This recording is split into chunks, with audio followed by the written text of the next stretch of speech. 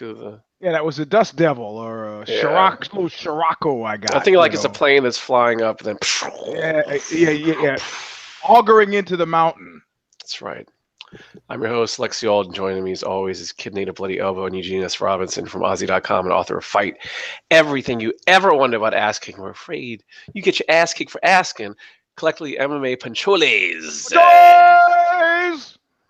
So, Eugene, I'm just stuttering muttering already because you're Fox. Mm-hmm.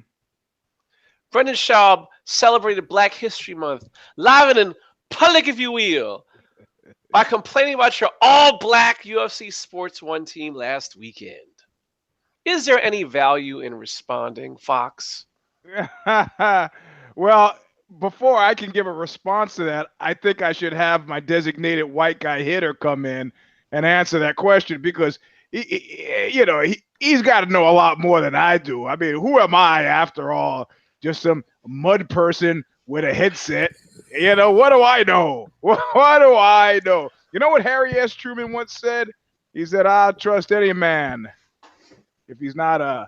I can't even complete this presidential quote because if he's not a string of slurs.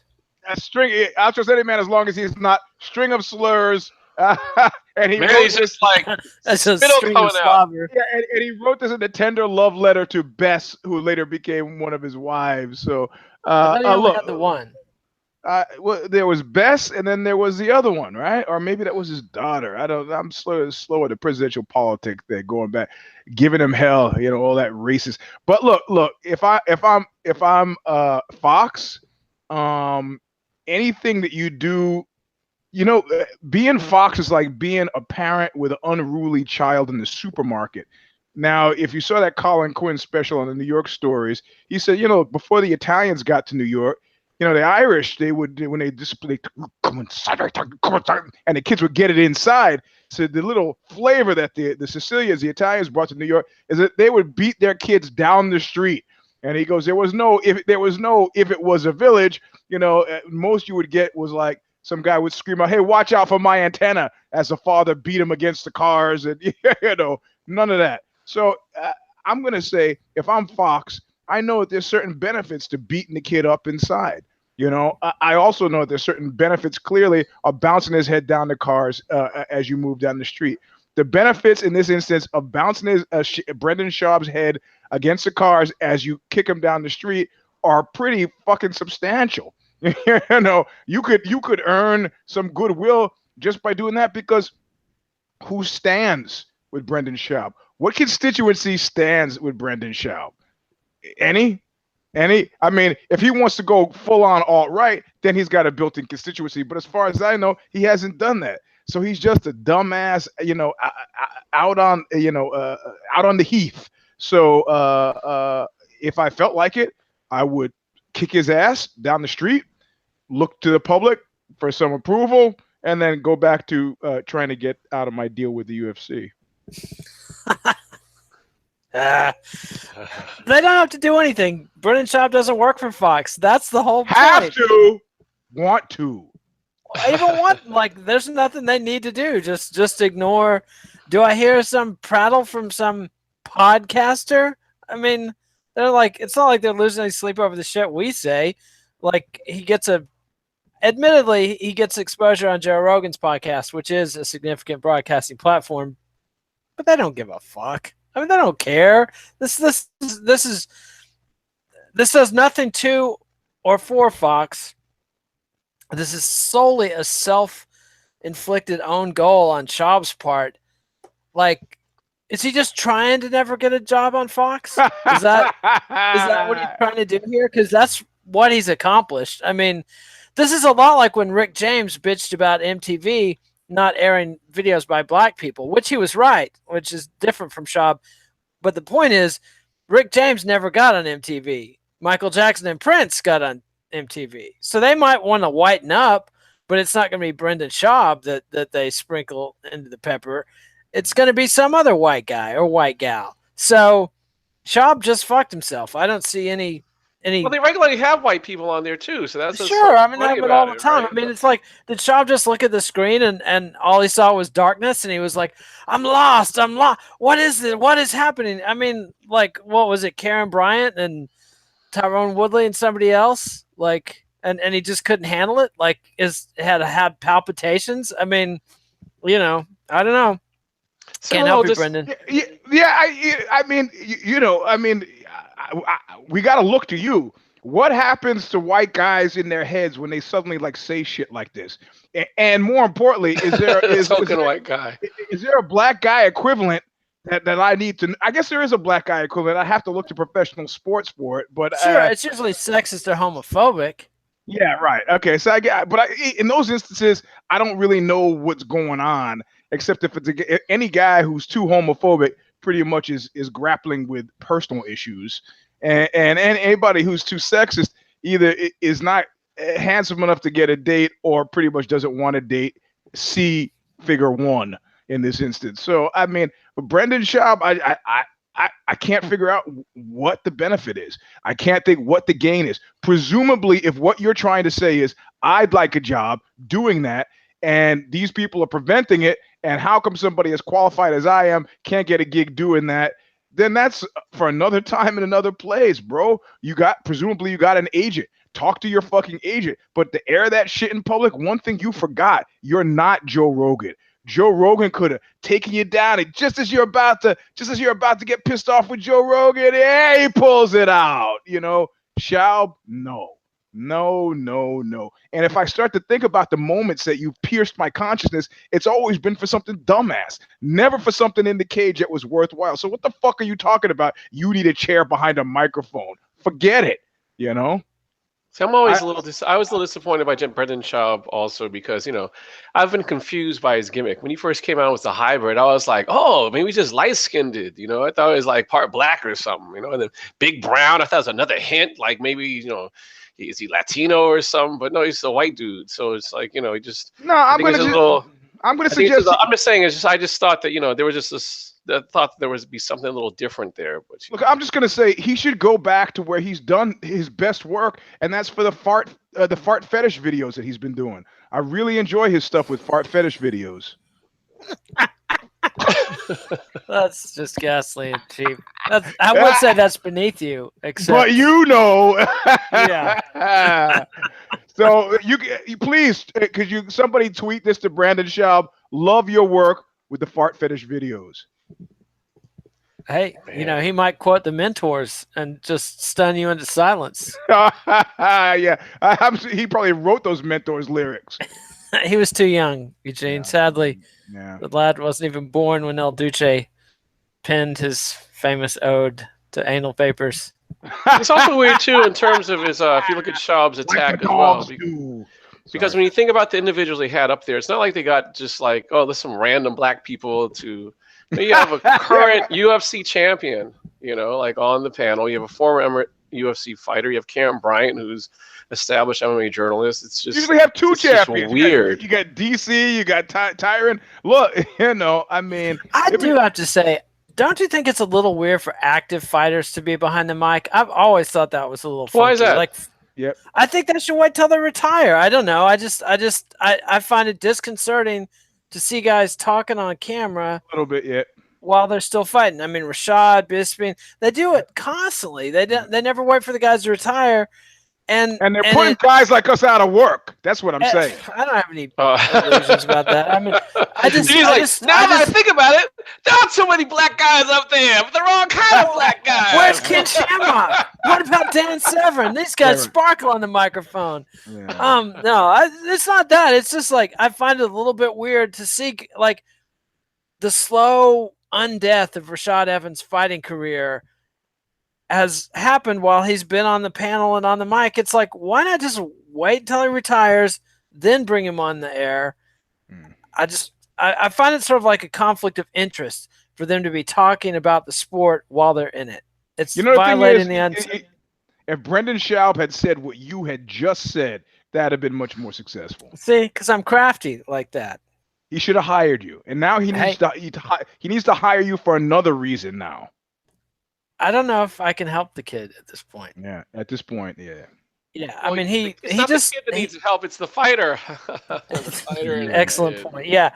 Now Has he Schaub just retired? stepped in it. He's retired, right? Yeah, Yeah, okay. he was retired. It's Yeah, not so Joe much that Rogan. he Remember, did he's trying retire. to talk to him about like the damage to his brain and all the concussions and the fact that he shouldn't be fighting because he doesn't have what it takes to compete in the heavyweight division. Yeah, I And he remember gave that. the analogy of like the cells from a deer's carcass that was being ripped apart, and certain things never come back, just like Brendan Schaub's brain cells. And he needed to retire because he was embarrassing himself, and it was painful to watch, given the fact that he had a future somewhere else other than fighting. So it's just like this horrible like intervention, fighter intervention. Like, dude, I'm tired of you getting knocked out. You don't have many brain cells left to go, with regard to the things that you're trying to do outside the ring. Just retire, man. So maybe he needed to have some kind of racialist intervention before he was popping off on some bullshit. And even the person with the thinnest qualifications, Karen Bryant, like, she's old school. She came up through the MMA media. She's not some pretty face Fox hired out of nowhere. And they've had a couple of them, and they generally stunk it up, and then they were gone. And so Karen, to me, like, I don't think she's the best broadcaster around or the most knowledgeable MMA person, but to me, she's earned her bones. She's paid her dues. I'd much rather see them bring somebody like her, who's been part of the MMA scene for like a decade or more, than bring in some new chick that A, doesn't know shit, and B, hasn't paid her dues in the MMA scene. So, I mean, who's he got the beef with? If he would name names, then maybe, he'd have a case. But just like the whole argument is, I see too many black people. I mean, that's just... He needs to move to New York. Jeez. This is not like girls.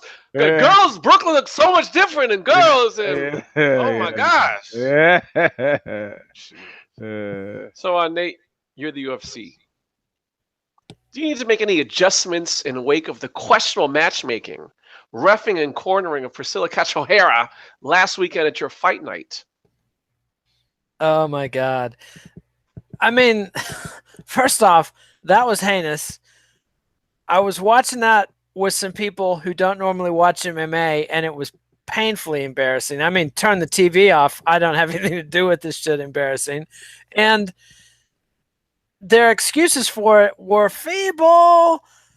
This whole idea, well, this is a new division. We don't know who's what, or, and it's like, yeah, Valentina Shevchenko, she fought for the title in a division up from this against girl from nowhere with no resume. Like, yeah, what do you knew that they knew this.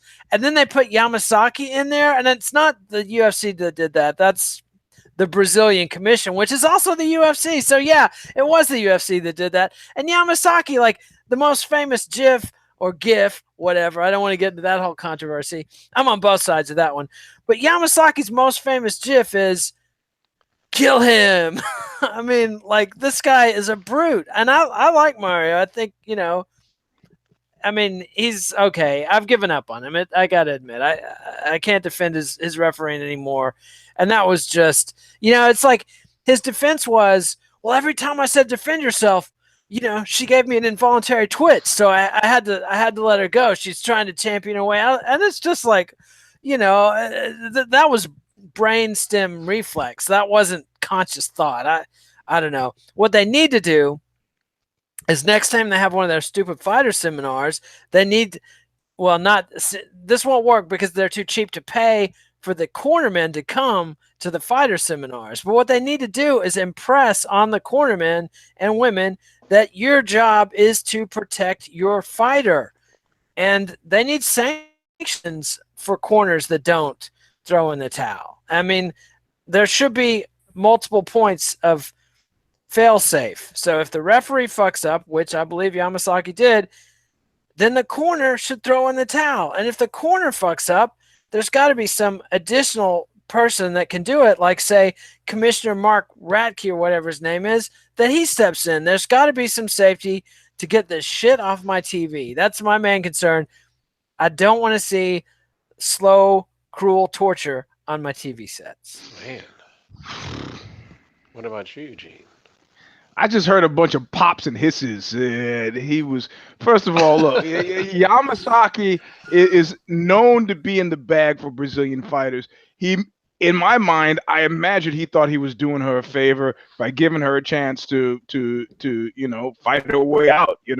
But again, what he saw and what we saw are very different. If you sit cage side, what you see there is different from what you see on TV or what you see if you look up at the jumbotron. So it's a Rashomon issue, But the real issue, is it a feather in the cap or a black eye for the sport? It's a black eye for the sport. If Kid Nate is sitting there and wants to turn the fucking TV, you know how bad TV has to be before you want to turn it off when you're watching shit with civilians? It has to be inappropriate sexual material.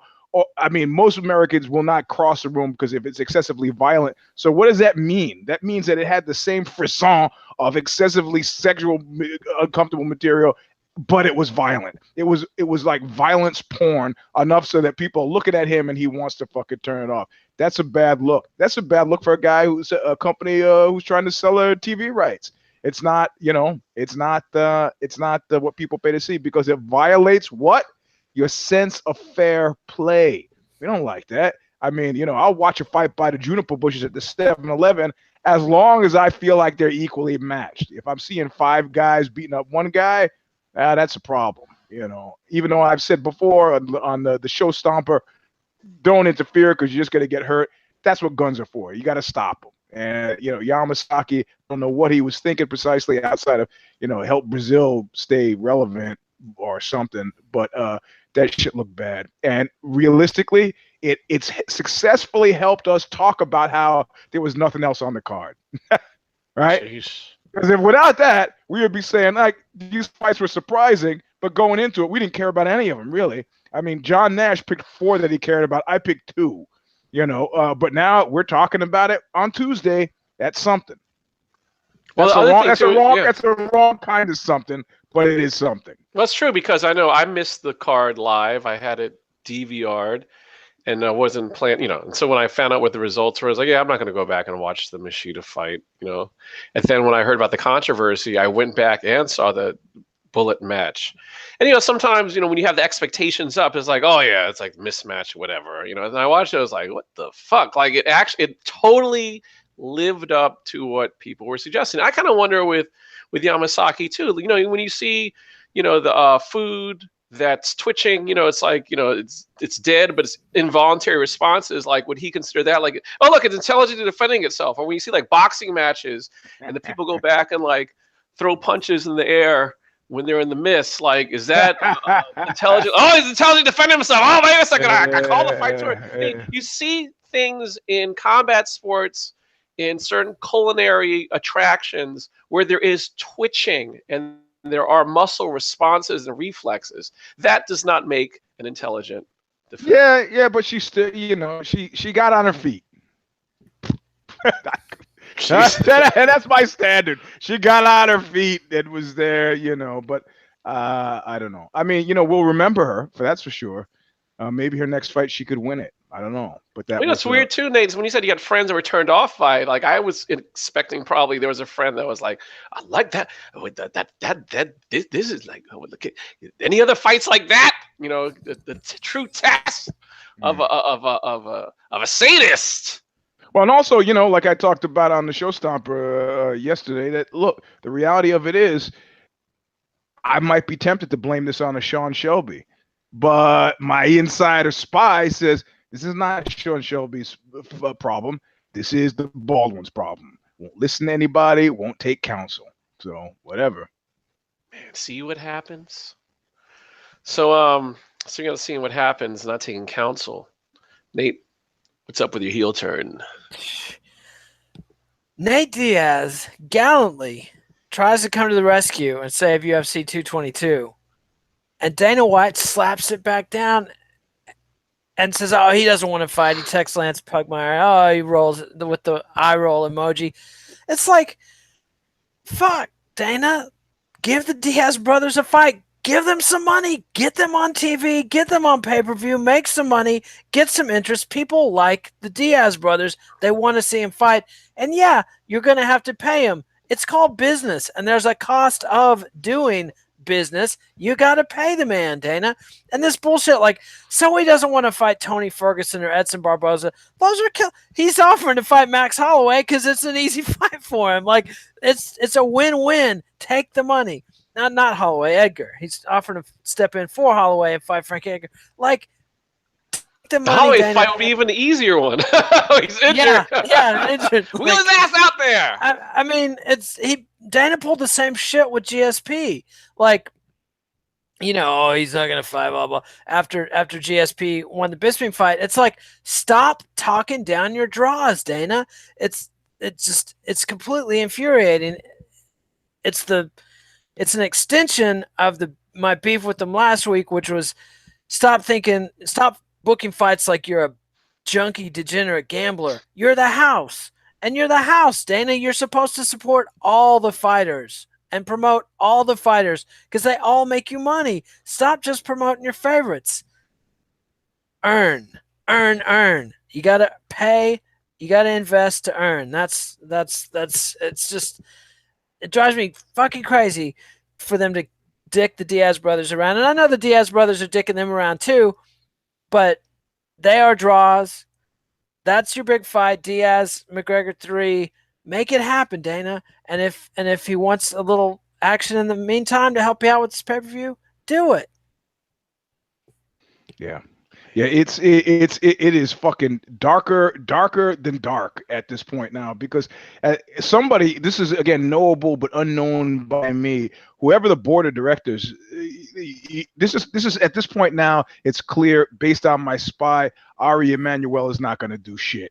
He's trusting the bald one to build a V2 rocket like the Nazis at the end of World War II, hoping that Hitler had some magic. There is no magic. There's no magic in the bald one's head. There's nothing. There's nothing there that's going to help. If Ari doesn't realize it, maybe there's a board of directors somewhere that can go, you know what? We need to make some alterations. How many CEOs don't end up being the CEOs of the companies that they started when they have a board of directors? Well, right now I'm thinking of Marty Eberhard. Know who he is? No, you don't, because they separated him from his company, Tesla, after the first 10 years and gave it to Elon Musk. So and the reality of it is, guys I know who worked there who were big Marty Eberhard fans were like, well, the reality of it is Marty could have never gotten it beyond boutique to Tesla to where it is now. The reality of it is now that the bald one is never going to get the UFC. He got it to 4.2 billion. Just like the war in Iraq, could win the war, you didn't win the resettlement. You're not gonna win with this guy. Somebody's got to yank him out of there. At this point now, it's like a football coach. You got to yank him off the field, get him off the field, because he's not helping anybody. If anything he does that works is accidental at this point, he's not helping anybody. Damn. Well, can you help people by letting us know who's in your Lost Battalion? Yeah, the Lost Battalion. Let's try. We're gonna branch out here. Try UFC 222. That's in the fucking Lost Battalion, right? Because for the reasons that Nate just stated, the reasons that I elaborated on, and the reality of it is, it's already cursed. It's already cursed. Anytime, if somebody were to walk in your room right now and say, hey, UFC 222, the feeling you have inside, it's like if they mentioned that person that you went out with that knifed you in the back when you were 25, It's like, oh, that piece of shit. What do they want? So that's deep in the mist. That's deep in the mist. And then also Cody Garbrandt is deep in the mist. I don't know if you've seen this. He's offered TJ Dillashaw part of his purse if he defends title at UFC 222. So in other words, if you're chasing UFC 222, which is in the mist, you might yourself be in the mist. And he hasn't figured out that Dillashaw is going to fuck him as long and as hard as he can. And that's the name of the game. He said, you made me wait 2 years. You're not getting an immediate rematch. Nobody can force me to give you, make me. Who's going to make me? The bald one? Nope.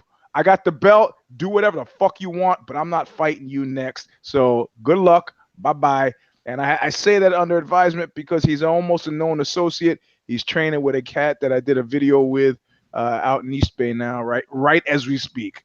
Garbrandt I'm talking about. So I almost feel some sort of minor league allegiance, but man, I can't find the guy because he's enshrouded in fog and mist. Man, have you ever seen it this misty? No, in actual fact, there's a lot of.